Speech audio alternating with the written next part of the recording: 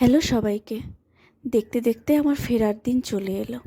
ঘুম থেকে উঠেই দেখি মা আম দিয়ে কিছু একটা করছে। তখন সকাল 6:30 বাজে। একটু পরে বুঝলাম যে মা আমের জেলি বা আমের চাটনি কিছু একটা বানাচ্ছে। গতকাল রাত থেকেই আমার বাড়ির পরিবেশ একদম থমথমে। কাজ করতে হবে, তাই কাজ হচ্ছে। এই যে আমার জেলি কমপ্লিট। এবার আমার লাগেজ গোছানোর সময় চলে এসেছিল। লাগেজ গোছানোর সময় দেখি পাপা এসে এই বিস্কুট কেকগুলো দিয়ে গেল। সবই কলকাতায় পাওয়া যায়, তাও তারা আমার প্রিয় প্রিয় জিনিসগুলো এনে দেবে। গুছিয়ে রান্নাঘরে গিয়ে দেখি মা মোমো বানাচ্ছে। মায়ের হাতের মোমো, এর থেকে সুস্বাদু মোমো আমি কোনোদিনও কোথাও খাইনি। এটা আমার ট্রেনের টিফিন, এখানেই কিন্তু শেষ না। এরপরে আমার মনে হয়েছে মেয়ের আরেকটু খিদে পেতে পারে, তাই এখানে একটা হালকা করে এগরোল বানাচ্ছিল।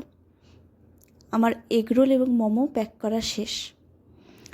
এছাড়াও আমি সয়াবিন খুব ভালোবাসি, তাই সয়াবিনকে হালকা করে সটে করে দিয়েছিল। আমার ঘরটা, যার মায়া কাটিয়ে আমি আর বের হতে পারছিলাম না। অনেক দিন থাকলেই মনে হয় কষ্টটা সত্যি বেশি হয়। এই যে আমি এবং আমার মা অনেক চেষ্টা করে হাসছি, অনেক। এরপর বেরিয়ে গেলাম। ঘর তালা মেরে ঠাকুর প্রণাম করে আশেপাশের সবাইকে বলে বেরিয়ে গেলাম।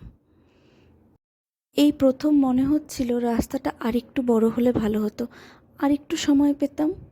কিন্তু পৌঁছতে তো হবেই। পৌঁছে গেলাম স্টেশনে। আমাদের জংশন স্টেশনটা কি সুন্দর করে সাজিয়েছে না?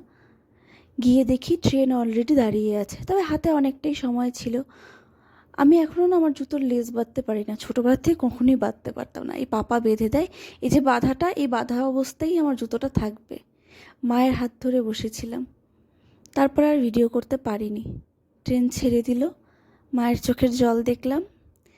নিজের চোখের জল নিয়ে জঙ্গল দেখা শুরু করলাম।